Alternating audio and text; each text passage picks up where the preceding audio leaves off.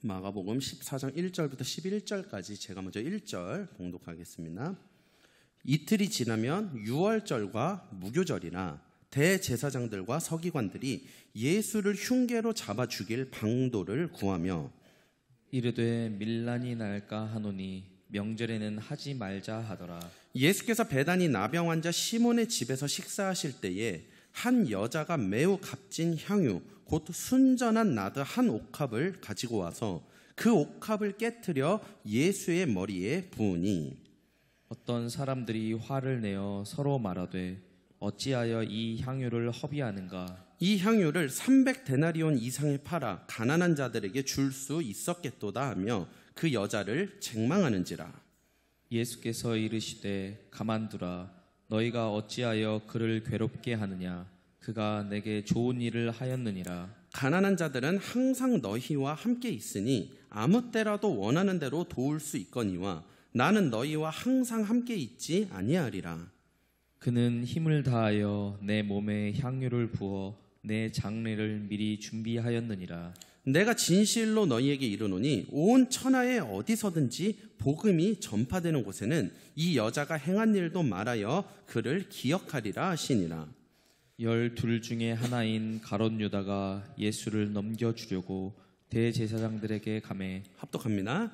그들이 듣고 기뻐하여 돈을 주기로 약속하니 유다가 예수를 어떻게 넘겨줄까 하고 그 기회를 찾더라. 아멘.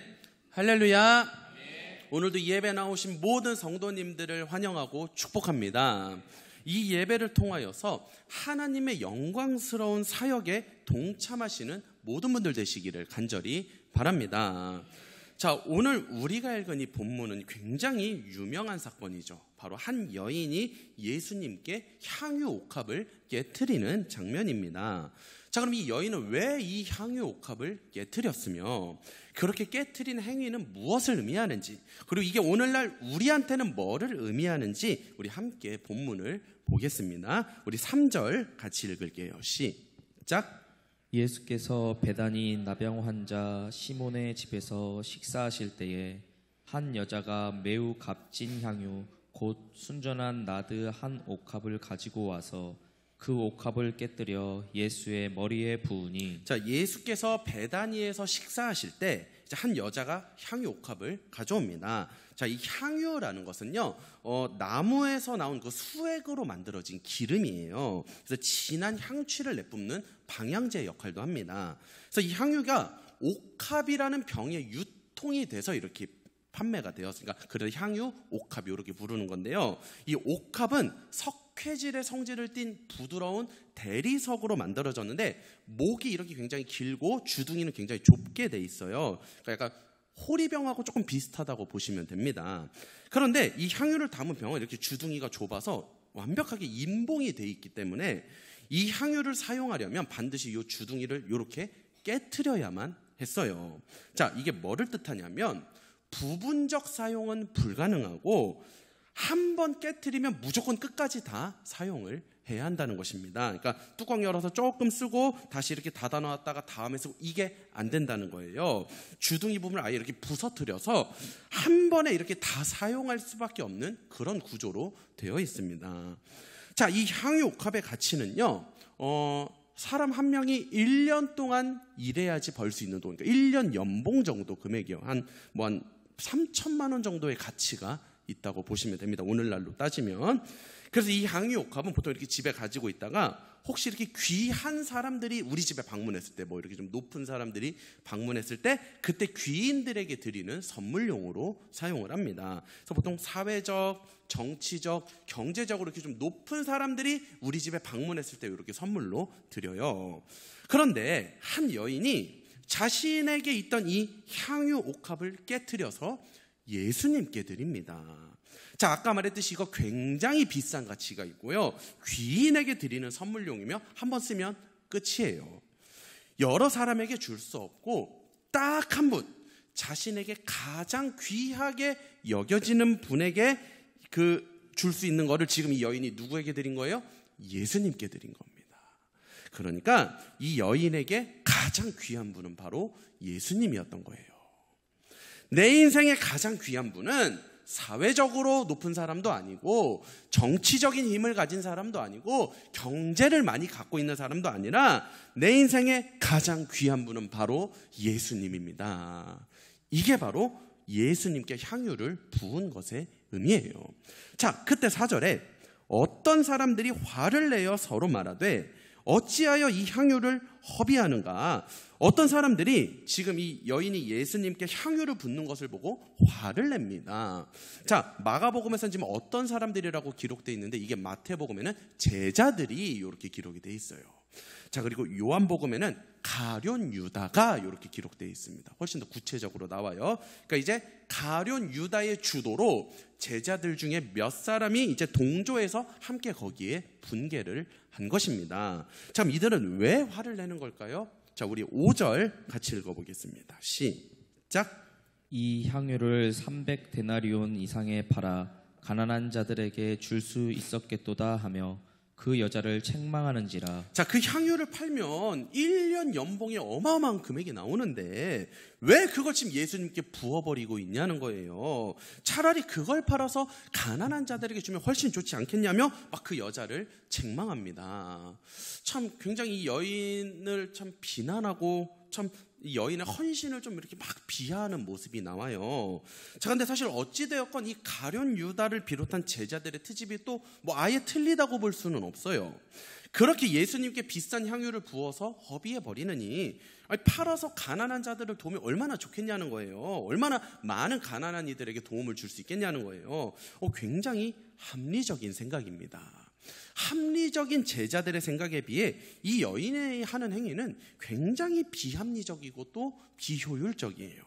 그런데 여인에게 화를 내는 이 제자들에게 예수님께서 말씀하십니다. 6절입니다. 시작. 예수께서 이르시되 가만두라. 너희가 어찌하여 그를 괴롭게 하느냐. 그가 내게 좋은 일을 하였느니라. 자, 어찌하여 그를 괴롭게 하느냐. 왜 제자들에게 이 여인을 괴롭게 하냐고 책망을 합니다. 그러니까 예수님을 향한 이 여인의 순수하고도 뜨거운 사랑이 지금 제자들의 매도에 의해 졸지에 굉장히 천박하고 경솔한 행동으로 왜곡이 돼버렸어요. 그러니까 그게 얼마나 이 여인에게 큰 심적 고통이 되었는지를 드러내는 부분이죠. 근데 예수님은 말씀하십니다. 이 여인은 예수님께 가장 좋은 일을 했다. 자, 제자들이 볼 때는 굉장히 비효율적이고 비합리적인 그 일이 예수님께는 가장 좋은 일이 되었다고 말씀하셔요. 그럼 가장 합리적인 것 같은 이 제자들의 모습이요, 영적인 관점에서 가장 무지한 모습이 될 수도 있습니다. 때로는 우리의 이성과 합리가 내 영적 무지함을 드러낼 수도 있음을 알아야 돼요. 오히려 사람이 볼 때는 비효율적이고 비합리적인 그 여인의 행동이 정말 세상이 볼 때는 미련해 보이지만 예수님 보시기에는 가장 지혜로운 행동이 될 수도 있는 것입니다. 자, 그러면서 왜 세상이 보기엔 미련한 이 여인의 행동이 가장 좋은 일이 될 수 있는지 그거를 설명하셔요. 7절에 가난한 자들은 항상 너희와 함께 있으니 아무 때라도 원하는 대로 도울 수 있거니와 나는 너희와 항상 함께 있지 아니하리라. 그러니까 가난한 자들을 돕는 것 자체가 잘못되었다고 말하는 건 아닙니다. 그런데 그 일은 언제나 할 수 있지만 예수님은 항상 계신 게 아니다. 자, 이게 무슨 말이냐? 8절입니다. 시작. 그는 힘을 다하여 내 몸에 향유를 부어 내 장례를 미리 준비하였느니라. 자, 지금 이 여인이 예수님께 향유를 붓는 것은 예수님의 장례를 미리 준비하는 것이라 말씀하셔요. 그러니까 당시 요 문화에서 우리가 좀 이해해야 되는데요. 이렇게 죽은 자 시체에 향유를 부어서 발라주는 게 이제 유대의 관습이었습니다. 그래서 향유는 그 시체의 악취를 없애주고 방부 처리해주는 그런 기능이 있어요. 그래서 당시 요 유대 문화에서는 이렇게 죽은 자에게 향유를 부어주는 것이 가난한 자를 돕는 것보다도 더 선한 일로 간주가 되었습니다. 이제 그 문화에서, 그래서 거기서 얘기하는 거예요. 그래서 예수님은 가난한 자를 돕는 것보다 지금 이 여인이 하는 게 더 좋은 일이라고 말씀하십니다. 근데 사실 그뿐만이 아니죠. 이제 실제로 예수님께서는 돌아가신 후에 따로 기름 부음을 받지 못하셨어요. 자, 그럼 결과적으로 이게 어떻게 된 거냐면 예수님의 장사를 위해서 향유를 부은 이 귀한 일을 바로 지금 이 여인이 하게 된 것입니다. 자, 이 여인이 지금 자기가 하는 행동이 예수님의 장례를 미리 준비하는 것을 알고 했는지 모르고 했는지 본문은 정확히 밝히지는 않아요. 근데 저는 개인적으로 이 여인이 모르고 했다고 생각을 합니다. 그냥 이 여인은 그냥 순수한 사랑을 표현한 거예요. 내 인생의 가장 귀한 분은 예수님이라는 그 간절한 마음을 담아서 표현한 그 행동이 예수 그리스도의 십자가 사역에 동참하는 영광을 얻게 된 거예요. 알고 한 게 내가 이렇게 하면 예수님의 십자가에 동참한 이게 아니라 그냥 예수님을 사랑한 게 그렇게 돼버린 겁니다.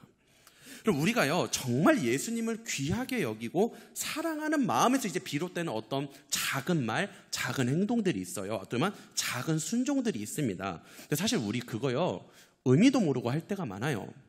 하나님께서 뭐 이렇게 이만큼 기도해라고 의미도 모르고 그냥 막 하거든요. 그냥 예수님을 사랑하니까, 그냥 예수님이 너무 귀하니까 하는 행동들이 있어요.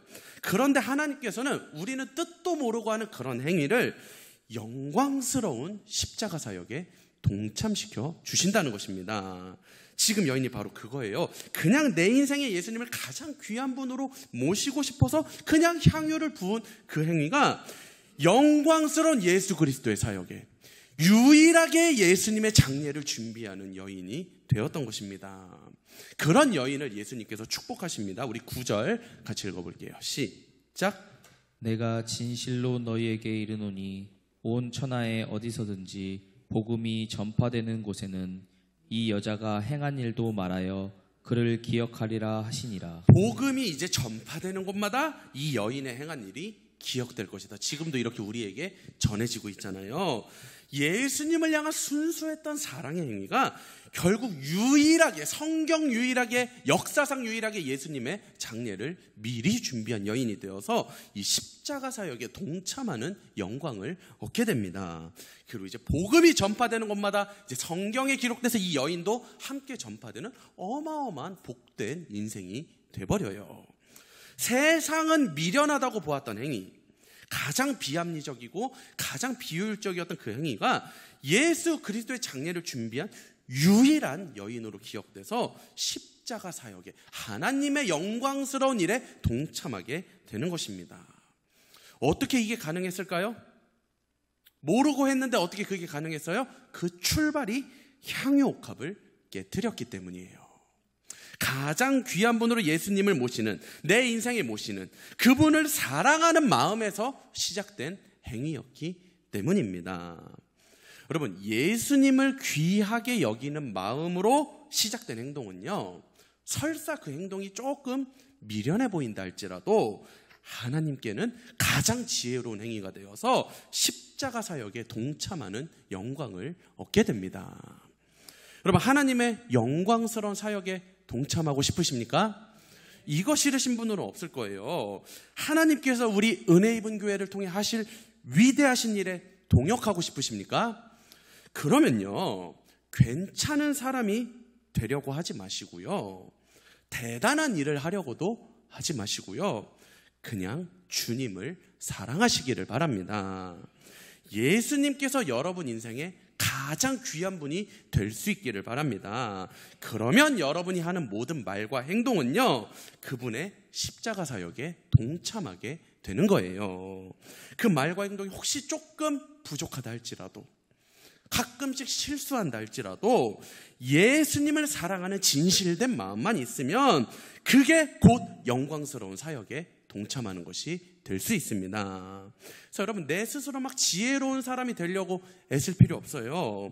보여지는 형태가 중요한 게 아닙니다. 보이지 않는 속의 마음이 중요한 거예요. 가난한 자들을 돕는 형태보다 더 중요한 것은 예수님을 내 인생의 가장 귀한 분으로 모시는 이 향유옥합을 깨트리는 거, 이게 더 중요한 것입니다. 자, 그렇다면 오늘날 우리는 어떻게 하면 예수님을 내 삶의 가장 귀한 분으로 모실 수가 있을까요? 그러니까 오늘날 우리에게 향유옥합을 깨트리는 것은 구체적으로 어떤 의미를 가지는 걸까요? 자, 우선 이 향유옥합은 아까 말했듯이 굉장히 가치 있고 귀한 거라고 했잖아요. 그럼 이제 오늘날 우리에게 뭐 가장 귀한 것, 가치 있는 것. 근데 이게 꼭 겉으로 보이는 물질뿐만 아니라 이제 보이지 않는 개념도 해당이 됩니다. 예를 들면 뭐 자존심이라던가 아니면 뭐 인간관계라던가 아니면 나의 오름이 증명되는 것이라던가 뭐 이게 뭐 자존심하고 비슷할 수 있겠고요. 여기서 나의 오름이 증명된다는 것은 내 신앙적 오름이 증명되기를 바라는 요것도 포함이 돼요. 이런 것도 향유옥합이 될 수 있고 안정적인 삶을 추구하는 게 될 수도 있고요. 뭐 아까 말한 것처럼 물질, 보이는 그대로 돈과 물질이 될 수도 있고요. 아니면 이제 내 꿈, 비전, 성공 이런 게 될 수도 있고요. 이렇게 내가 절대로 놓지 못하고 이렇게 붙들고 있는 것들이 있어요. 쉽게 말하면 이렇게 생각하면 쉬워요. 그게 잘 안 되었을 때 나를 낙심하게 만드는 거. 이게 이제 우리의 향유옥합인 겁니다. 그러니까 예를 들어 자존심이 상했을 때 낙심이 되는 사람은 그 자존심이 향유옥합이 되는 거고, 인간관계가 어려워졌을 때 낙심이 되는 사람은 그 인간관계가 향유옥합이고, 물질이 어려워졌을 때 낙심이 되는 사람은 이제 그 물질이 향유옥합이 되는 거예요. 그러니까 향유옥합이 어쩌면 한 개가 아니라 이제 여러 개일 수가 있겠죠. 자, 그런데 우리가 예수님을 내 인생의 가장 귀한 분으로 모시겠다라는 것은 바로 이 향유옥합들을 깨트리는 것을 의미합니다. 그 향유옥합들을 깨트리는 게, 그러니까 내 자존심을 깨트리고 내가 증명되는 것을 깨트리고 안정적인 삶을 추구하는 것을 깨트리고 물질을 추구하는 삶을 깨트리는 거, 이게 바로 예수님을 가장 귀한 분으로 모시는 것입니다. 그리고 그렇게 예수님을 가장 귀한 분으로 모셨을 때, 즉 내 향유옥합이 깨졌을 때, 그때 우리가 하는 모든 말과 행동이 조금 미련해 보인다 할지라도 그거는 십자가의 영광에 동참하는 일이 될 수 있는 거예요. 자, 그럼 이렇게 생각하실 것 같아요. 그거 목사님 너무 어려운데요. 그렇죠? 이런 거 어떻게 깨트려요? 네, 물론 쉽지가 않습니다. 자, 그러면요, 다시 이 본문의 요 여인으로 돌아가 볼게요. 자, 그럼 이 여인은 그렇게나 소중한 이 향유옥합을 예수님께 어떻게 깨트릴 수 있었을까요? 굉장히 간단합니다. 답은 향유옥합보다 예수님에게서 더 큰 가치를 발견했기 때문이에요. 여러분, 예수 그리스도의 진짜 가치를 깨닫잖아요. 그럼 내 손에 들고 있는 이 수천만 원의 향유옥합이 정말 아무것도 아닌 것처럼, 연기처럼 느껴집니다. 예수님의 가치를 모를 때나 이 수천만 원의 향유옥합이 대단해 보이는 거예요. 아직 우리가 영적인 눈이 열리지 않아서 예수의 참된 가치를 못 보잖아요. 그럼 당연히 이제 나의 향유옥합을 못 깨트리는 게 맞아요. 막 그런 사람이 너 그거 깨트려, 그거 포기, 이거는 학대입니다. 학대. 못하는 게 당연해요. 막 자존심, 안정적인 삶, 물질, 인간관계 이런 것들이 아직은 그런 사람들에게는 더 중요하기 때문에 당연히 깨트리기 어려운 겁니다. 왜냐하면 예수의 진짜 가치를 아직 못 보았고 아직 제대로 모르기 때문이에요. 그런데 여러분, 영적인 눈이 열려서 예수 안에 있는 참된 가치를 보잖아요. 자, 우리 골로새서 2장 3절 함께 읽어보겠습니다. 시작.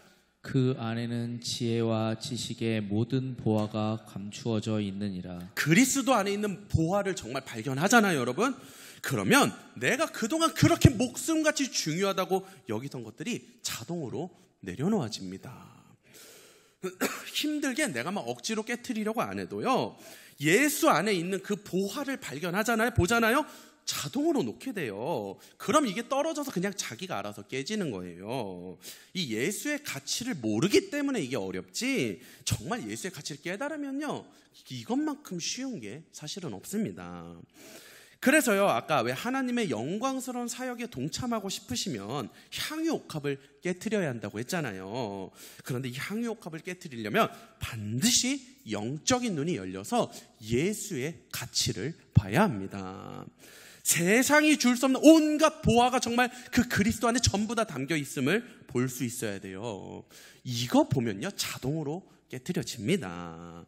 그 예수의 가치를 깨닫는 순간 내 자존심이 정말 아무것도 아니게 되고, 물질이 정말 아무것도 아니게 보이고, 안정적인 삶이 아무것도 아니게 보이고, 인간관계가 정말 아무것도 아니게 보여요. 더 큰 가치를 보았기 때문에 그보다 덜 가치 있는 이런 세상적인 것들에 큰 흥미를 못 느끼고 매력을 못 느끼는 것입니다. 그래서 여러분, 정말 이 십자가 사역에 동참하고 싶으시다면, 정말 하나님의 영광스러운 일에 함께하고 싶으시다면 예수의 가치를 발견하셔야 합니다. 이거를 사모하셔야 돼요. 매일의 예배를 통해 선포되는 말씀을 통해 여러분, 예수의 가치를 깨닫게 되시기를 간절히 바랍니다. 억지로 막 내가 놓지 못한 거 놓으려고 애쓰지 마세요. 그렇게 놓아지는 거 아니에요. 그런 거 아니고요. 예수의 가치를 깨닫는데 애쓰시기를 바랍니다. 이거 깨달으면 자동이에요. 깨닫는 순간 내려놓게 돼 있고, 왜냐면 우리 인생이 더 좋은 거를 붙잡고자 하는 게 우리 본능이니까 더 좋은 예수님 붙잡다 보니까 이것들이 그냥 별로 안 중요하게 여겨지는 겁니다. 그렇게 내려놓는 순간, 그렇게 깨뜨리는 순간 여러분은 자동으로 하나님의 영광스러운 사역에 동참하게 되는 거예요. 그 모습이 어떠하냐 상관없습니다. 그 사람이 미련하냐 지혜롭냐도 상관없어요. 내가 정말 향유 옥합만 깨뜨렸다면 아무리 사람의 눈으로 미련해 보인다 할지라도 하나님께는 가장 지혜로운 행동이에요. 그래서 영광스러운 사역에 동참을 시켜 주시는 겁니다. 그리고 이 시간 예수의 가치를 깨닫는 것이 우리 모두의 기도 제목이 되기를 간절히 바랍니다. 하나님, 우리의 영적인 눈을 열어 주시옵소서. 예수를 보게 하여 주시옵소서. 예수 그리스도의 참된 가치를 알게 하여 주시옵소서. 그리하여 더 큰 가치인 이 예수를 붙잡음으로 모든 세상적 가치를 내려놓는 일이 있게 하여 주시옵소서. 나의 향유옥합이 깨지는 역사가 있게 하여 주시옵소서. 그리하여 하나님의 영광스러운 일에 동참하게 하여 주시옵소서. 여러분, 이것이 우리 모두의 기도 제목이 되기를 간절히 바라고 축복합니다. 기도하겠습니다. 하나님, 감사합니다. 우리는 너무나도 부족하고 연약하지만 우리에게 완벽한 모습을 원하는 것이 아니라 향유 옥합을 깨뜨리라고 명하시는 주님, 우리에게 어마어마한 지혜를 원하시는 것이 아니라 그냥 예수님을 사랑하기를 원하시는 주님, 우리가 그 하나님의 의도에 맞는 삶을 살게 하여 주시옵소서. 내 스스로 지혜로워지려는 자가 아니라 그냥 내가 가진 향유옥합을 깨트리는 자가 되게 하여 주시옵소서. 이 일을 위하여서 주님, 우리의 영적인 눈을 열어주시어 예수 그리스도 안에 담겨있는 모든 보화를 발견하게 하여 주시옵소서. 참된 예수의 가치를 깨달아서 그 더 큰 가치의 예수를 붙잡음으로 내가 가지고 있는 모든 향유옥합이 깨져서 내가 하는 모든 말과 행동이 비록 부족하다 할지라도 하나님의 영광스러운 사역에 동참하는 귀한 일이 우리 모두에게 일어나게 하여 주시옵소서. 감사를 드리며 예수님의 이름으로 기도드립니다. 아멘.